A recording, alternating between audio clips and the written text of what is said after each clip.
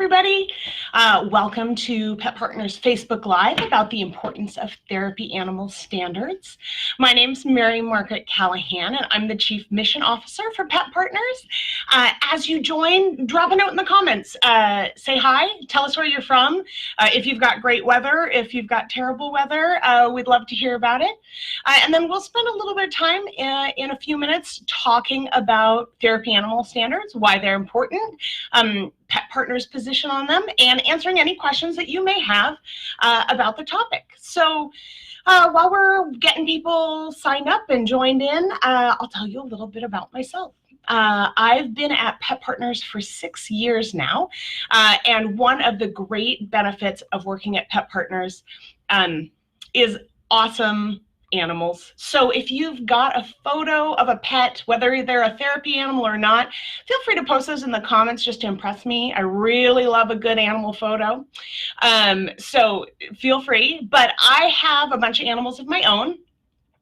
You might call it an occupational hazard when you work at Pet Partners. I think 6 years ago, I had 2 animals, and I've got well over 20 now. Now I did move to a farm, so you got to give me a little bit of a break there. But I've got 3 dogs. I had 2 cats. We have 2 guinea pigs, Penelope and Winifred. They actually are my daughters. And then outside, we've got 8 goats, 3 miniature donkeys, and a whole bunch of chickens, turkeys, backyard poultry. Yeah, it's great fun, and just another way that I get to experience animals, not just my day job, I do it at home too. Oh, hi, Cassie. Reno, I bet your weather's pretty good. We're a little bit overcast here in Bellevue, Washington, outside of Seattle, but not too bad so far. I don't think we're going to have a white Christmas, but when it's not raining, I'm real pleased. That's it. I've lived in Washington basically my whole life, and the gray and the rain doesn't bother me in the least. So, yeah, so if you've got any other things you're curious about, we're going to give it a minute or two for people to join. But standards is something I think is really important. And I think therapy animals do so much great work in our communities. Pet Partners has got therapy animal teams in all 50 states, Canada, several countries outside of the United States, and all of those animals and all of those volunteers are making a difference in people's lives by promoting their physical health, their emotional health, their psychological health, and so it is important that we pay attention to standards. You know, Pet Partners has a reputation for rigorous standards, not just for the animals, which we do, all 9 species, but also for our participating handlers. So with guidance ranging for everything from animal health standards and grooming requirements to handler training, criminal background checks, you know, Pet Partners makes a really concerted effort to make sure that visits are safe and effective. And standards really does play into that. Oh, hi, Janet from Northern California. Glad you're here. So, you know, as we've established these guidelines, we've not just made them up on our own. We really do work with independent third parties who have provided some expert advice. The Society for Healthcare Epidemiology of America has some very specific guidance, particularly around dogs in hospitals. IAHIO, which if you are not familiar with that acronym, that's the International Association for Human-Animal Interaction Organizations. Kind of a mouthful. The American Journal of Infection Control, also the AVMA, the American Veterinary Medical Association. All these organizations have provided some expertise and guidance around safe therapy animal visits. And that's really what we try and take our guidelines from. Oh my gosh, Jock the Corgi. Okay, Sonia, if you've got a photo of Jock, I'm gonna need to see that. Please, I love seeing photos of wonderful animals, whether they're therapy animals or not. Oh, and Jen, yay, therapy rabbits from SoCal. I had rabbits as a kid. I don't have any rabbits right now. Sometimes people ask me, you know, they're like, well, wait, you've got dogs, cats, guinea pigs, goats, miniature donkeys, what's next? I am wearing my llama shirt, right? If Santa allowed me to have a pet wish list, llamas and alpacas might be pretty high up there. Yeah, and also, gosh, I love the people with birds. Anybody out there have any like parrots? Big fan of the birds. They live long, just like my miniature donkeys will. Love all those wonderful pets. Great, glad to see so many people here. Thanks for joining. So yeah, standards, right? Why even have standards at all? Why are standards important for pet partners and for therapy animals in general? Safety is the obvious one, right? We could all probably guess that. And for anybody who works in a hospital or retirement home, your mind is immediately going to go to safety for the person receiving the visit. Sometimes we refer to those people as clients, right? The people who are receiving and getting to pet and spend time with these amazing therapy animals. So yeah, we've got the safety of that client to take into consideration. I mean, there's sort of a whole range of things we need to consider. There's safety from the perspective of injury, right? Now, really, so many therapy animals, they're great. You're not going to have a risk of injury for the most part, but people do worry about that, whether it's an accidental nip, if you've got a miniature horse, a horse stepping on somebody's foot by accident. You know, the most common injury that we see among therapy animals is accidental scratches. I get scratched by my pets by accident all the time. They're not meaning to do so, but if I was an older adult that had really fragile skin, that's something that we'd want to take into consideration. So standards for safety for those clients is really important, but it's not just physical injury we should worry about, right? There are standards that take into consideration the transfer of germs, all right? Sometimes you'll hear people refer to that as zoonotic disease, right? Anything that's passed from an animal to a person or vice versa. So that can be as simple as someone who goes and sneezes in their hand and then goes, oh, what a cute dog, can I pet them? And then you pet the dog next.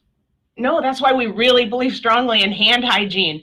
And we want everybody cleaning their hands before and after they interact with a therapy animal. But other kinds of zoonotic precautions are important too. And then, you know, there's also protection that's really not about getting sick or getting injured. I'll refer to it in the broad category of like handler missteps. Unintentional things you could do that might negatively impact the client who's receiving the visit. You know, privacy is a huge one. These days, people believe really strongly in their right to privacy, and they should. And this day and age, you know, with everything being on the internet, like here I am, for all of eternity, people can watch this.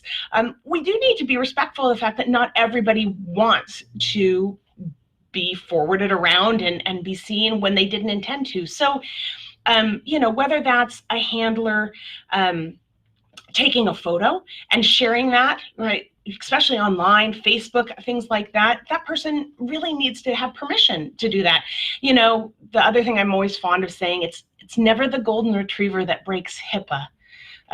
It's always the handler by accident who may mention offhand that they saw someone, and that person doesn't want anyone to know that they were in the hospital or they were receiving some kind of you know, special considerations. If you were in an acute care psychiatric clinic, would you want someone to know you were there? I mean, there's a lot of stigma around that, which we can talk about another day because mental health stigma is not a great thing, but privacy is important and people should get to decide who knows what.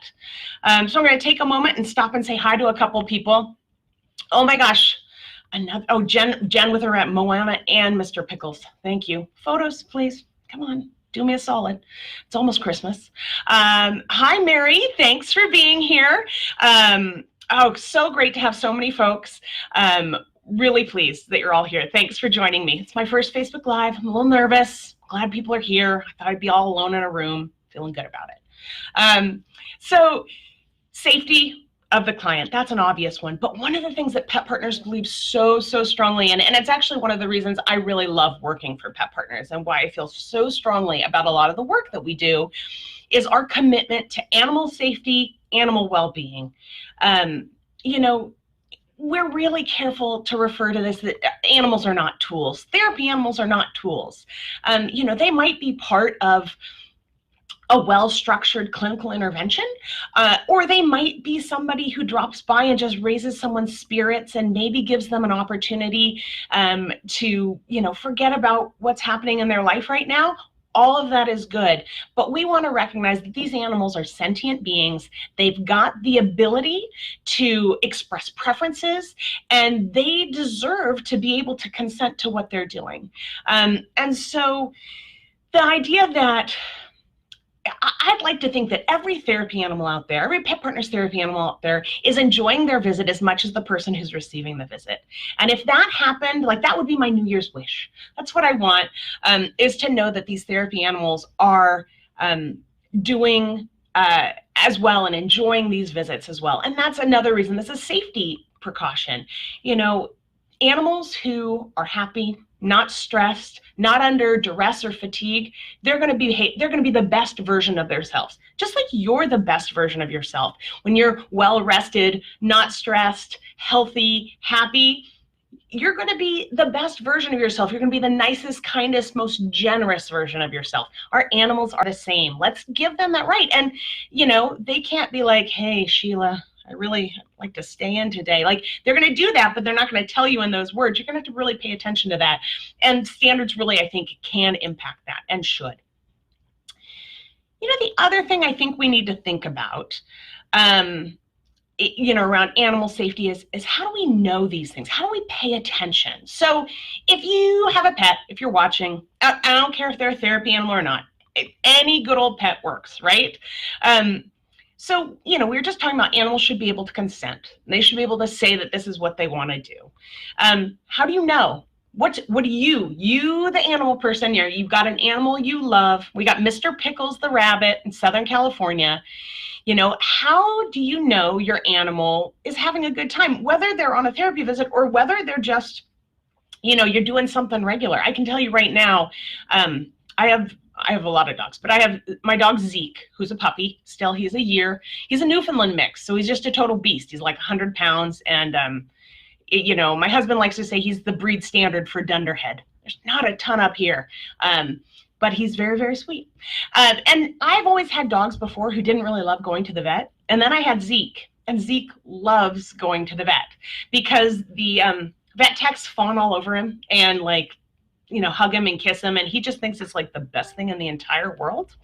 And so that's how I know that he really likes going to the vet. He jumps in the car, he gets out, his tail wags, he's got an open mouth, his body's relaxed. He really loves it. I take my Chihuahua Amy to the vet. She's less inclined. She'll go because I'm asking her, and really she'll do anything for me because for 12 years, but it is not her idea of a great time. I can tell from their body language. So, these are important things to consider, how you're going to tell whether that's just the neighbor kid comes over and is visiting, or whether, you're a therapy animal team. So I'm going to take a second and say hi to some folks. Oh, Elizabeth, an English Mastiff. That sounds great. I love big dogs, except Zeke can reach every surface in my house, and that's a strategic error most days while he's still young, but that's all right. He's very sweet. Let's see. What else? Oh my gosh. Hi, folks. Look at all these people. Wait a minute. Katie and Nomeo. Great name right there. Thank you for that. I got to see some photos here, people. Do me a solid. Come on. Photos, please. Help me out. All right. Hello, Amber. Nice to see you. Oh my gosh. So many great people. Thanks for joining us. Oh my gosh, wait a minute. Brian is here with Lucy, a Bernese. Oh, stop.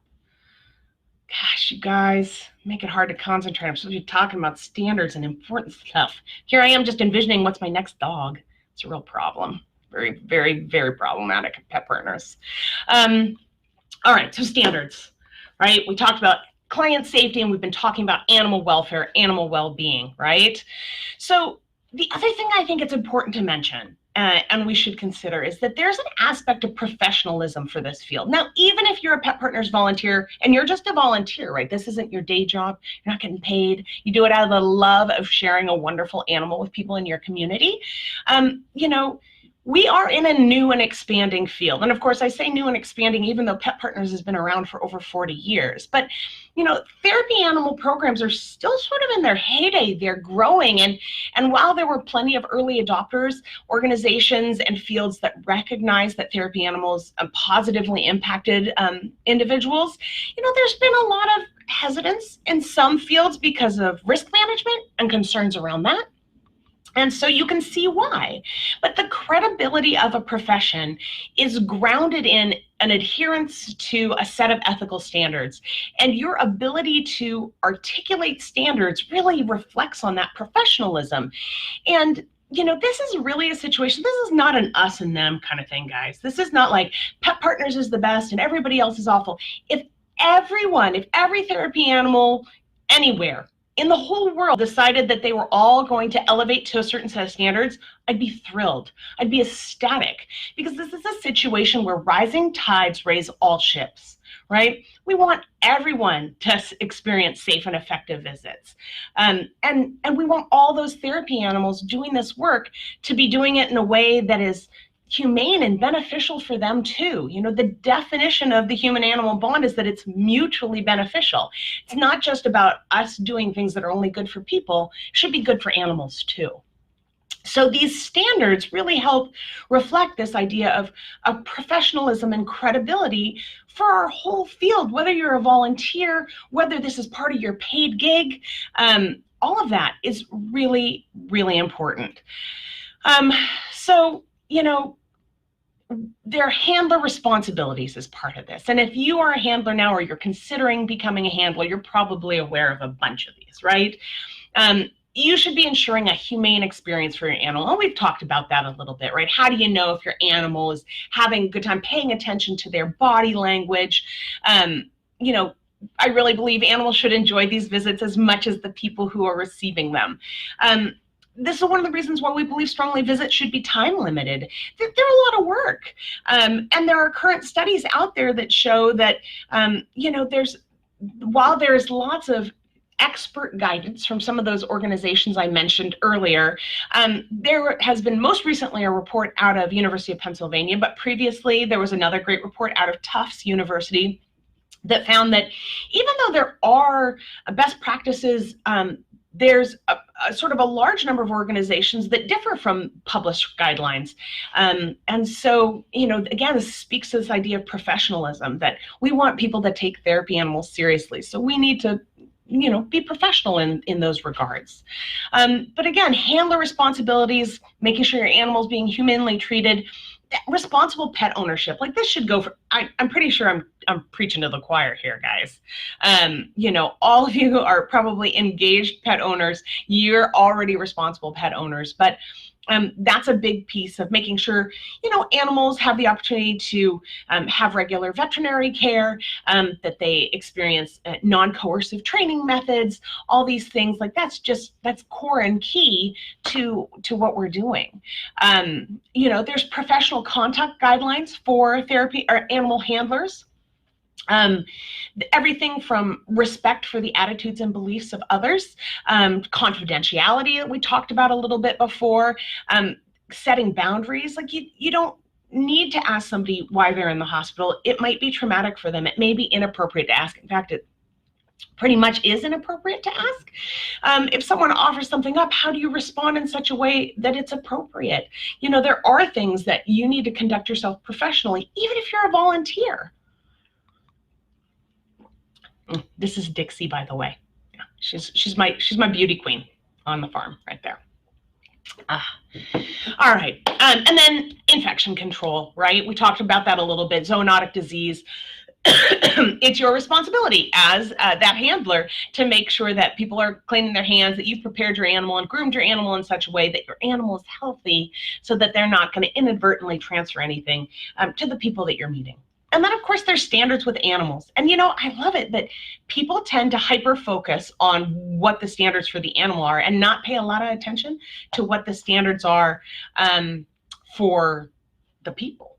And it's easy to talk about dog training, or do they have good obedience skills, or do they bark, or will they lunge?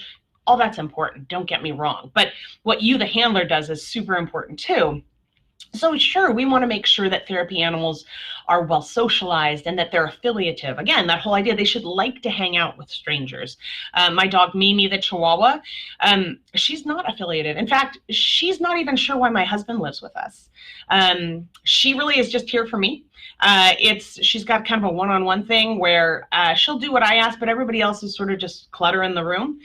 So she would not be a good candidate for this, even though she's got okay obedience skills, really. But just because you've got great obedience skills doesn't necessarily mean you're going to be a great therapy animal. So all these things feed into the standards for the animal, right?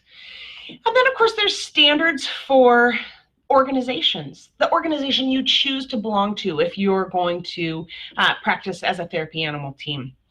And I feel really strongly that ongoing and recurring assessment is a big deal. So, think about yourself 20 years ago. If you're not as old as me, maybe less than that. But imagine what you were like 10, 15, 20 years ago. Imagine the things you really liked. What I like now is going to bed at like 9:30.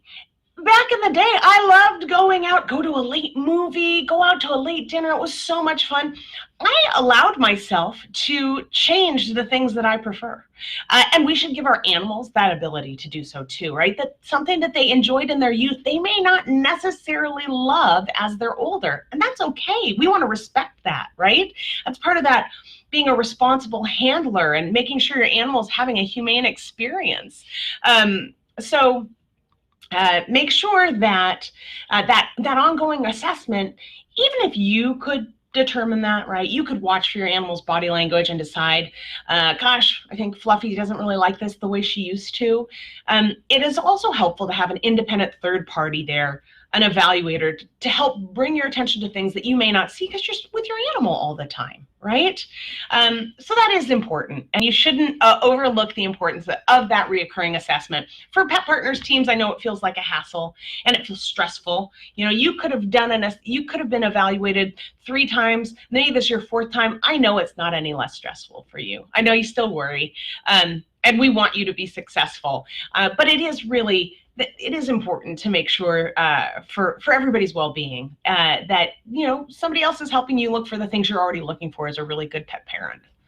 And then, risk management is a big one. Anybody who's ever tried to gain access to a facility who's a little on the fence about how strongly they think about having therapy animals on site, risk management is a big deal. You need to make sure that you're insured. And, people oftentimes go, oh, well, no, like I have renter's insurance. I think that probably covers my dog. It might partially, but do you really want to find out once you're being sued? I don't know, maybe not. Make sure that you're with an organization that's got comprehensive insurance and that is in a position to make sure that you're well protected. Because it sounds like not a big deal. It's like all of us, for anybody who's ever gotten into a car accident, right? You don't really think about insurance until you really need it. And then you go, gosh, I should have read that policy a little more closely. And that's true for any industry, right? Especially in this day and age and in our society, which is a little bit on the litigious side, I think it's fair to say. So I'm going to take a pause for a moment and see if anybody's got any questions. Things like that. Hello to the people who have joined us. I love it. And thank you for people who are direct messaging me photos for your animals. It's going to be it's like reading personal Christmas cards. I'm really looking forward to it. But if anybody's got any questions, things they'd like to chat about, all those things, I am more than happy to talk about standards all day long. But we are rapidly, nearing a pretty close to the half-hour mark, and I recognize your time, particularly around this time of year, is valuable.